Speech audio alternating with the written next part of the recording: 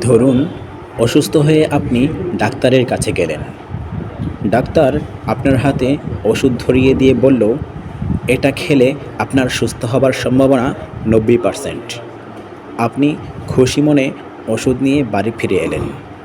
কিন্তু ডাক্তার যদি বলতো 10% সম্ভাবনা আছে, ওষুধ খেলেও আপনার অবস্থার উন্নতি হবে না, তাহলে আপনার প্রতিক্রিয়া হতো উল্টো। অথচ দুটো কথাই কিন্তু এক। প্রথমটা আপনার কাছে ইতিবাচক মনে হচ্ছে, আর পরেরটা নেতিবাচক। এটাই ফ্রেমিং এর ক্ষমতা।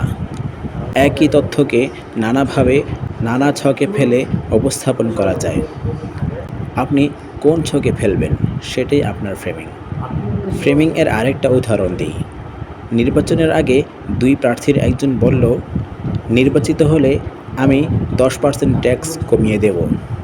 আরেকজন বলল, নির্বাচিত হলে আমি জনকল্যাণমূলক খরচ 10% কমিয়ে দেব। এখানেও মূল বক্তব্য এক। জনকল্যাণমূলক খরচের টাকা আসে জনগণের দেওয়া ট্যাক্স থেকে। কাজেই ট্যাক্স 10% কমানো হলে জনকল্যাণমূলক খরচও কমবে। কিন্তু প্রথম কথাটা শুনতে ভালো লাগে।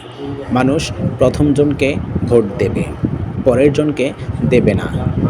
বেচারা নির্বাচনে জামানতও হারাতে পারে।